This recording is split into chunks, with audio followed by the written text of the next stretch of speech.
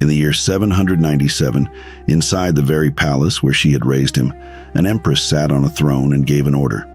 The order was to have her own son's eyes burned out, blinded so completely that he could never reclaim the empire she intended to keep for herself.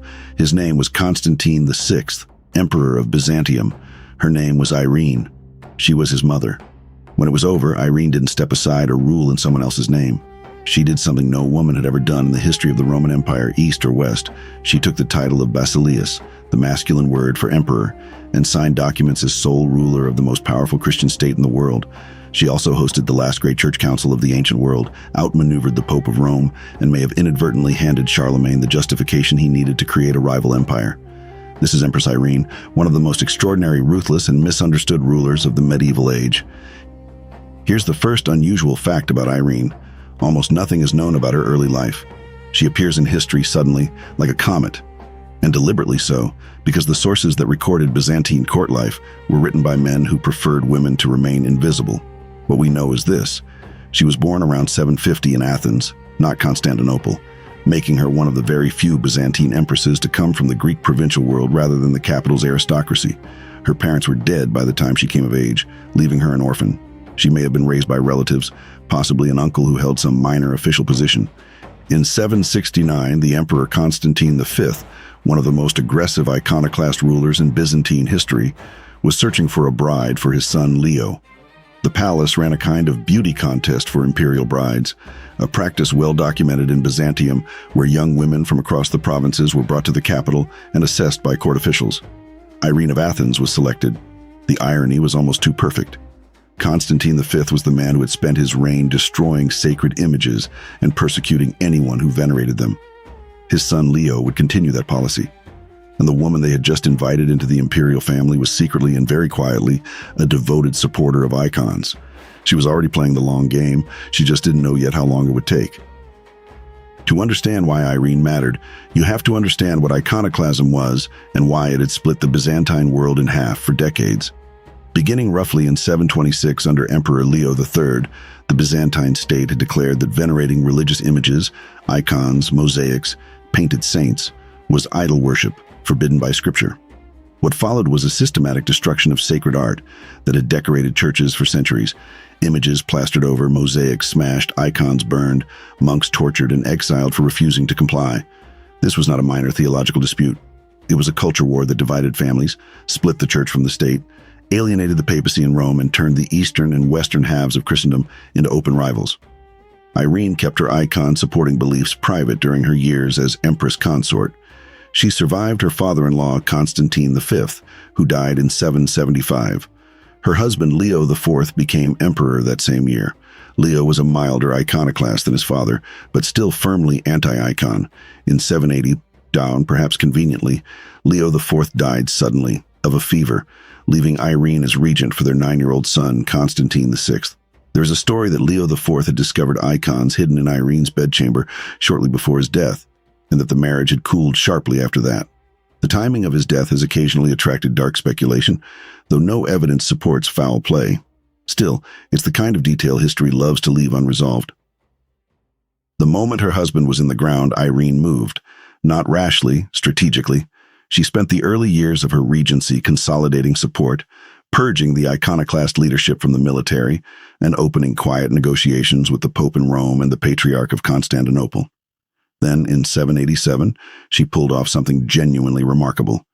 She convened the Seventh Ecumenical Council at Nicaea, the last council to be recognized as authoritative by both Catholic and Orthodox Christianity to this day, and used it to officially reverse iconoclasm. This council formally declared that venerating icons was permitted and theologically valid. The language was careful. Veneration, not worship. The council distinguished between the honor shown to an image and the worship owed only to God. It was a theological line drawn precisely enough to satisfy the Pope, the Eastern monks, and the more moderate factions of the court simultaneously. It's worth pausing here to appreciate the sheer political architecture of what Irene had just done. She had organized an international church council, navigated a centuries-old theological controversy, produced a binding doctrinal statement, and brought Rome and Constantinople back into temporary alignment, all while serving as regent for a child who was, technically, the emperor. She also made history as the first woman to have formally presided over or been responsible for a recognized ecumenical church council. That fact rarely makes it into textbooks. Throughout her regency, Irene had worked hard to sideline her son, Constantine, as he grew older and began asserting his own authority. She reportedly tried to prevent him from marrying the woman he loved, arranging instead a prestigious engagement to a Frankish princess, a betrothal she later canceled for reasons that remain unclear, earning Charlemagne's lasting anger in the process. Constantine VI eventually had enough. He deposed his mother in 790, exiled her from the palace, and ruled alone. But he proved to be a weak ruler. He lost military campaigns, made poor political choices, and divorced his wife in order to marry his own mistress, a scandalous move that enraged the church and eroded his support. Irene came back. She was reinstated as co-empress in 792 and wasted no time rebuilding her network. By 797, she had done it. Constantine was arrested by her supporters, brought to the very porphyry chamber of the palace where Irene had given birth to him, and there, according to the chroniclers, specifically in that room, in that symbolically loaded place, he was blinded. The blinding was intended to render him permanently unfit for imperial rule. Byzantine tradition held that a ruler had to be physically whole to hold the throne, a practical political killing without the body. By some accounts, the blinding was done so thoroughly that Constantine VI died from it, possibly within days. By other accounts, he survived, living out a long, broken life in obscurity. The chronicles disagree, and historians still argue the point today.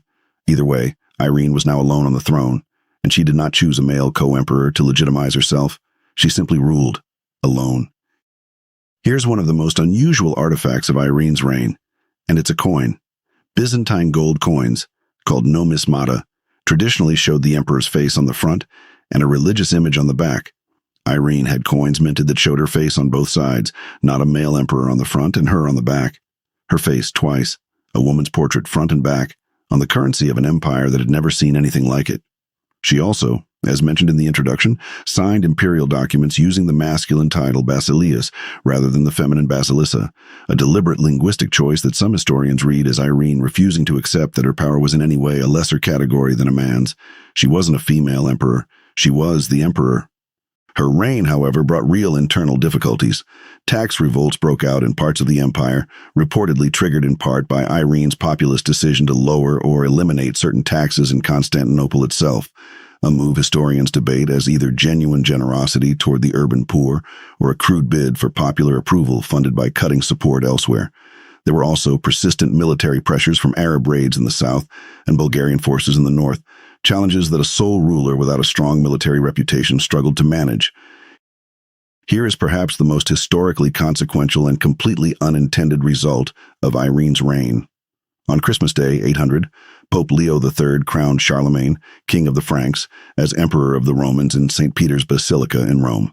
This was the founding moment of what would eventually be called the Holy Roman Empire, a political entity that shaped European history for 1,000 years.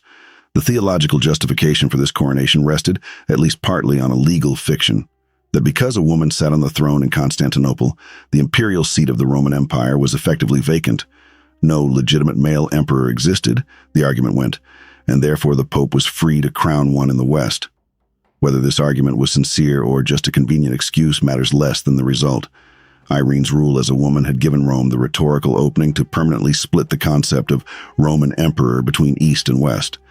There's an extraordinary footnote here. Some Byzantine sources, and at least one later Western chronicle, claim that Charlemagne actually sent ambassadors to Constantinople around 802, proposing marriage to Irene, which would have united the two empires under a single crown. Whether Irene seriously entertained this proposal, or whether it was ever actually extended, is one of medieval history's great unanswered questions. If it was real and had succeeded, the map of medieval Europe might look unrecognizable to us today. Irene's time on the throne was shorter than she might have hoped. She ruled alone for only 5 years, from 797 to 802. In October of that year, a palace coup led by her own finance minister, Nikephoros, removed her with remarkably little bloodshed. The army backed the conspirators. Irene, facing the same kind of network collapse she had engineered against her own son, surrendered. Nikephoros was crowned emperor. Irene was exiled, first to the island of Principe, then to Lesbos, where she was reportedly forced to support herself by spinning wool, the traditional domestic work of women, as if the empire were determined to return her to her proper station. She died on Lesbos in 803, less than a year after her exile. She was approximately 52 years old.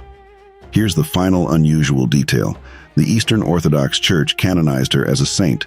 Her feast day is celebrated on August 9th. The same woman who blinded her son in a palace room is venerated in the Orthodox tradition for her role in restoring the holy images and convening the Seventh Council. That gap between what history records and what faith remembers is exactly the gap that makes medieval biography endlessly strange and worth studying. Irene's legacy is genuinely difficult to place, and that difficulty is itself part of the story.